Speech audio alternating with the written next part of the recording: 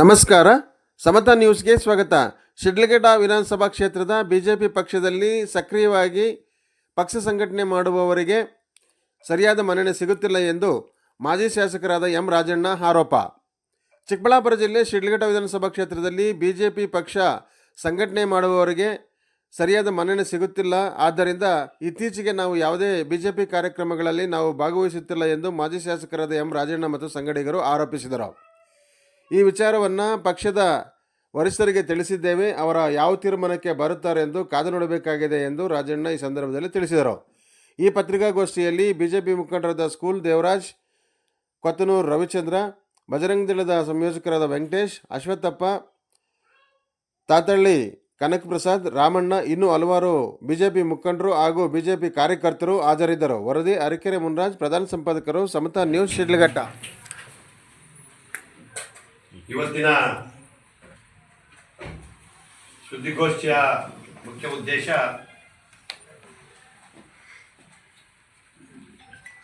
ಮೂರು ದಿವಸದ ಹಿಂದೆ ನಮ್ಮ ಶಿಡ್ಲಘಟ್ಟ ವಿಧಾನಸಭಾ ಕ್ಷೇತ್ರದ ಎಲ್ಲ ಗ್ರಾಮ ಪಂಚಾಯತ್ಗಳಿಂದ ನಮ್ಮ ಪಕ್ಷದ ಮುಖಂಡರನ್ನ ಒಂದು 4 ಜನನ ಕರೆದು ಒಂದು ಪಕ್ಷದ ಸಮಾಲೋಚನೆ ಮಾಡಿದ್ವಿ. ಅದಕ್ಕೆ ಕಾರಣ ನಮ್ಮ ಲೋಕಸಭಾ ಚುನಾವಣೆ ಆದ ನಂತರ NDA ಒಕ್ಕೂಟದಲ್ಲಿ ನಾವೆಲ್ಲ ಕೆಲಸ ಮಾಡಿದ್ವಿ. ಅದಾದ ನಂತರ ಎಲ್ಲೋ ಒಂದು ಕಡೆ NDAದಲ್ಲಿ ನಮ್ಮ ಕಾರ್ಯಕರ್ತರಿಗೆ ಸ್ವಲ್ಪ ಹಳೆಯ ಬಿಜೆಪಿ ಕಾರ್ಯಕರ್ತರಿರ್ಬೋದು, ನಮ್ಮ ಅಭಿಮಾನಿಗಳೆಲ್ಲ ಕೂಡ ಸಕ್ರಿಯವಾಗಿ ಯಾವುದರಲ್ಲೂ ಭಾಗಿಯಾಗಲಿಲ್ಲ. ಅಂತ ಸಂದರ್ಭದಲ್ಲಿ ಎಲ್ಲ ನಮ್ಮ ಕಾರ್ಯಕರ್ತರು ಮುಖಂಡರು ತಾವು ಒಂದು ಸಭೆ ಕರೆದು ಮಾತಾಡ್ಬೇಕಂದಾಗ ನಾನು ಯಾವುದೇ ಒಂದು ಸಭೆ ಕರೆಯಲಿಲ್ಲ. ನಮ್ಮ ವರಿಷ್ಠರಾದಂಥ ಡಾಕ್ಟರ್ ಕೆ ಸುಧಾಕರ್ ಲೋಕಸಭಾ ಚುನಾವಣೆ ಆದ ನಂತರ ಹಲವಾರು ದಿನ ಸ್ವಲ್ಪ ಸಂಪರ್ಕ ಸಿಕ್ತು, ಆಮೇಲೆ ಸಂಪರ್ಕ ಸಿಗಲಿಲ್ಲ, ಬಿಜಿ ಆದರು. ಮೊನ್ನೆ ಒಂದು ವಾರ 15 ದಿವಸದಿಂದ ಅವ್ರು ಭೇಟಿ ಮಾಡಿದಾಗ ನಾನು ಸುಮಾರು 2-3 ತಿಂಗಳಿಂದ ಅವ್ರನ್ನ ಭೇಟಿ ಮಾಡಿರಲಿಲ್ಲ. ಏನಿ ನೋಡಿ ಬರ್ತಾನೆ ಅಂತ ಹೇಳಿದಾಗ, ಸರ್ ನಮ್ಮ ಕಾರ್ಯಕರ್ತರು ತಮ್ಮನ್ನು ಮಾತಾಡಬೇಕು, ತಮ್ಮ ಸಭೆಗೆ ಸಿಗ್ತಾ ಇದ್ದಾಗ ಬನ್ನಿ ಅಂತೇಳಿ ಮೊನ್ನೆ ಒಂದು ದಿವಸ ನಾವೆಲ್ಲ ಒಂದು ಸುಮಾರು ಒಂದು 20-25-30 ಜನ ಎಲ್ಲ ಮುಖಂಡರು ಮಾತ್ರ ನಾವು ಹೋಗಿ ಭೇಟಿ ಮಾಡಿದಾಗ ಇಲ್ಲಿ ನಡೀತಕ್ಕಂಥ ರಾಜಕೀಯ ವಿದ್ಯಮಾನಗಳು, ಇಲ್ಲಿ ಇತ್ತೀಚಿನ ದಿನಗಳಲ್ಲಿ ನಡೀತಕ್ಕಂಥ ರಾಜಕೀಯ ವ್ಯವಸ್ಥೆಗಳನ್ನು ಅವ್ರ ಗಮನಕ್ಕೆ ತಂದ್ವಿ.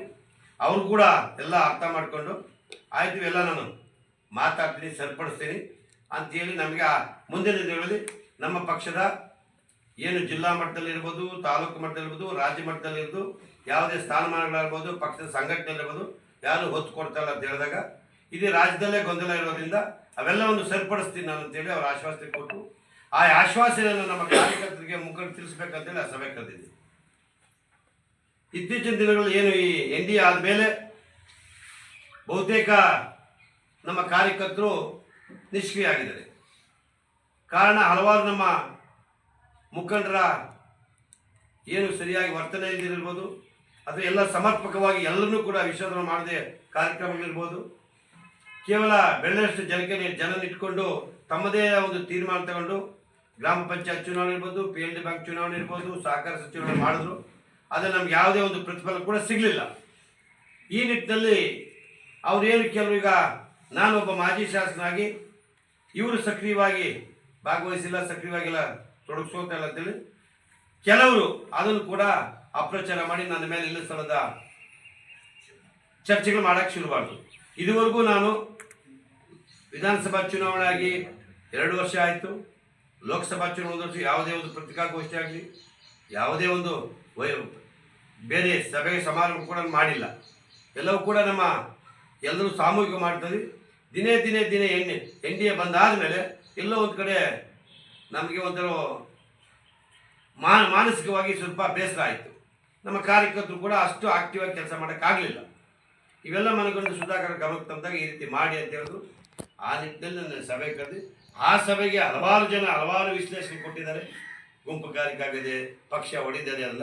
ಖಂಡಿತ ನಾನು ತಮ್ಮ ಮುಂದೆ ಹೇಳ್ತದೆ, ನಾವು ಭಾರತೀಯ ಜನತಾ ಪಕ್ಷದ ಕಟ್ಟಾಳುಗಳು. ನಾನು ಹಿಂದೆ ಬೇರೆ ಪಕ್ಷದಲ್ಲಿ ಶಾಸಕನಾಗಿ ಎಲ್ಲ ಮಾಡಿದಾಗ ನನ್ನ ರಾಜಕೀಯ ಏರುಪೇರುಗಳಾದಾಗ ಡಾಕ್ಟರ್ ಸುಧಾಕರ್ ಅವರು ನನ್ನ ಈ ಪಕ್ಷಕ್ಕೆ ಕರ್ಕೊಂಡು ಬಿಟ್ಟಾಗ ನಿಮಗೆ ಗೊತ್ತಿದೆ, ಆಗ ನಡೆದಂಥ ಗ್ರಾಮ ಪಂಚಾಯತ್ ಚುನಾವಣೆಯಲ್ಲಿ ಸುಮಾರು 53 ಜನ ಗ್ರಾಮ ಪಂಚಾಯತ್ ಸದಸ್ಯರು ಭಾರತೀಯ ಜನತಾ ಪಕ್ಷದ ಬೆಂಬಲದಿಂದ ಗೆದ್ದರು. ಅದಾದ ಮೇಲೆ ವಿಧಾನಸಭಾ ಚುನಾವಣೆ ಬಂತು. ವಿಧಾನಸಭಾ ಚುನಾವಣೆಯಲ್ಲಿ ನಾನು ಕೂಡ ಆಕಾಂಕ್ಷಿಯಾಗಿದ್ದೆ. ಆಗ ಹಲವಾರು ಕಾರಣಗಳಿಂದ ನಮ್ಮ ಪಕ್ಷದ ಸಂಘಟಕರು ಮತ್ತು ಪಕ್ಷದ ವರಿಷ್ಠರು ತೀರ್ಮಾನ ತಗೊಂಡು ನಮಗೂ ಕೊಡಿ ಟಿಕೆಟ್ ಅಂದಾಗ ಪಕ್ಷದ ತೀರ್ಮಾನಕ್ಕೆ ಬದ್ಧನಾಗಿತ್ತು ಅಂತ ನಾನು ಅವರಿಗೆ ಆಮೆ ಕೊಟ್ಟೆ. ಅದಾದ ನಂತರ ಅವರು ಇನ್ನೊಬ್ಬ ಅಭ್ಯರ್ಥಿನ ಆಯ್ಕೆ ಮಾಡಿದ್ರು. ಆಗಲೂ ಕೂಡ ನಾವು ಕಾಯವಾಚ ಮನಸ 330 ಹಳ್ಳಿಗಳಲ್ಲಿ ಕೂಡ ಪರ್ಯಟನೆ ಮಾಡಿ ಎಲ್ಲ ಕಡೆ ಭಾರತೀಯ ಜನತಾ ಪಕ್ಷದ ಶಕ್ತಿಯನ್ನು ಬೆಳೆಸಬೇಕು ಅಂತೇಳಿ ನಾವು ಅವರು ಎಲ್ಲ ಒಟ್ಟಾಗಿ ನಮ್ಮ ಜಿಲ್ಲಾಡಳಿತ ಎಲ್ಲ ಜಿಲ್ಲಾ ಪಕ್ಷದ ಸಂಘಟನೆಗಳ ಒಟ್ಟಿಗೆ ಕೆಲಸ ಮಾಡಿದ್ವಿ. ದುರಾದೃಷ್ಟ ಕೇವಲ 15,000 14,000 ಮತಗಳು ಮಾತ್ರ ನಮಗೆ ಬಂತು. ಅದಾದ ನಂತರ ನಾವೆಲ್ಲ ಒಟ್ಟಾಗಿ ಕೆಲಸ ಮಾಡ್ಕೊಂಡಿದ್ವಿ. ಲೋಕಸಭಾ ಚುನಾವಣೆ ಬಂದಾಗ NDA ಬಂದಾಗ ಇಲ್ಲಿ JDS ಅಭ್ಯರ್ಥಿಗೆ NDA ಅಭ್ಯರ್ಥಿಗೆ ಸೀಟ್ ಬಂದಾಗ ಇಲ್ಲಿ ಸ್ವಲ್ಪ ಅಸಮಾಧಾನ ಪ್ರಾರಂಭವಾದವು.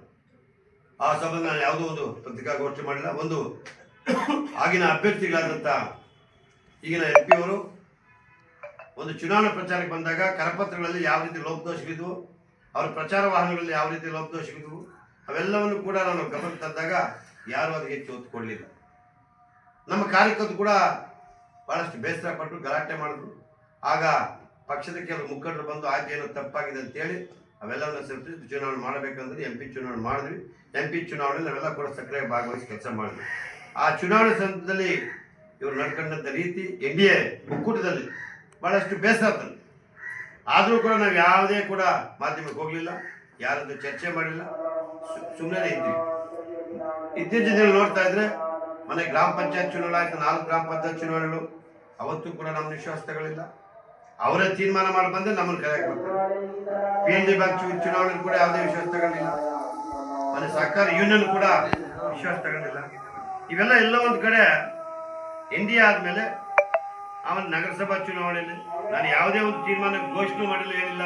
ನನ್ನ ಮೇಲೆ ಅಪಪ್ರಚಾರ ಮಾಡೋದು, ನನ್ನ ಮೇಲೆ ಅವರು ಕಾಂಗ್ರೆಸ್ಗೆ ಹೇಳದಂತೆ, ಇವರು ಕಾಂಗ್ರೆಸ್ ಕಾರ್ಯಕರ್ತರ ಜೊತೆ ಇರ್ತಾರೆ, ಕಾಂಗ್ರೆಸ್ ಅಭ್ಯರ್ಥಿಗಳ ಹೆಚ್ಚು ಸಂಪರ್ಕ ಇದೆ. ನಾನು ಸರಳವಾಗಿ ಎಲ್ಲ ತಾಲೂಕಿನ ಎಲ್ಲ ಜನರ ಜೊತೆ ಇರ್ತೀನಿ, ಎಲ್ಲ ಕಾರ್ಯಕ್ರಮಕ್ಕೂ ಭಾಗಿಯಾಗಿ. ಅಂದರೆ ಪಕ್ಷದ ವೇದಿಕೆಗಳಲ್ಲ, ಬೇರೆ ಯಾವುದೇ ಪಕ್ಷದ ವೇದಿಕೆಗಳಿಲ್ಲ.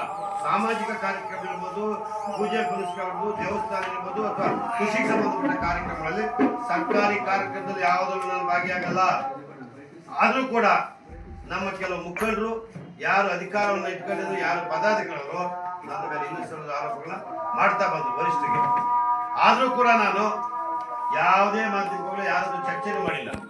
ಮೊನ್ನೆ ಡಾಕ್ಟರ್ ಸುಧಾಕರ್ಗೆ ಎಲ್ಲ ನಮ್ಮ ಮುಖಂಡರು ಒಂದು 25 ಹೇಳಿದ ಮೇಲೆ ಅವರು ಮಾಹಿತಿ ಕೊಟ್ಟಾದ್ಮೇಲೆ ಆ ಮಾಹಿತಿಯನ್ನ ಜನಕ್ಕೆಲ್ಲ ನಮ್ಮ ಮುಖಂಡರಿಗೆ ಪಂಚಾಯತ್ ತಿಳಿಸ್ಬೇಕಂತೇಳಿ ಆ ಸಭೆ ಕರೆದಿದ್ದೆ. ಅದಕ್ಕೆ ಬೇರೆ ಬೇರೆ ವಿಷಯ ಕೊಟ್ಟು ಅದಕ್ಕೆಲ್ಲ ಶುದ್ಧ ಸುಳ್ಳು. ಅದು ನಮ್ಮಲ್ಲಿ ಯಾವುದೇ ಪಕ್ಷ ಒಡೆಯೋ ಏನೋ ಪ್ರಸ್ತಾವನೆ ಇಲ್ಲ, ಪಕ್ಷದ ವಿರೋಧ ಚಟುವಟಿಕೆಗಳಿಲ್ಲ. ನಾನು ಕೂಡ ವರಿಷ್ಠ ಗಮನಕ್ಕೂ ತಂದಿದ್ದೀನಿ. ಇವತ್ತು ನಮ್ಮ ಚಿಕ್ಕಬಳ್ಳಾಪುರ, ಕೋಲಾರ, ಬೆಂಗಳೂರು ಗ್ರಾಮಾಂತರ ಜಿಲ್ಲೆಯಲ್ಲಿ ಪಕ್ಷ ಕಟ್ಟಬೇಕಾದ್ರೆ ಬಹಳಷ್ಟು ಕಷ್ಟ ಇದ್ದು ಕೂಡ ನಾವೆಲ್ಲರೂ ಕೂಡ ಬೇರೆ ಪಕ್ಷವನ್ನು ತೊರೆದು ಬಂದಿರುವಂಥ ಮಾಜಿ ಶಾಸಕರು ನಮ್ಮನ್ನೆಲ್ಲರೂ ಸಕ್ರಿಯವಾಗಿ ಉಪಯೋಗಿಸ್ಕೊಡ್ರಿ, ಎಲ್ಲ ಮಾಡಿ ಪಕ್ಷವನ್ನು ಕಟ್ಟೋಣ ಅಂತೇಳಿ ವರಿಷ್ಠಗಳನ್ನು ಕೂಡ ತಂದಿದ್ದೀವಿ.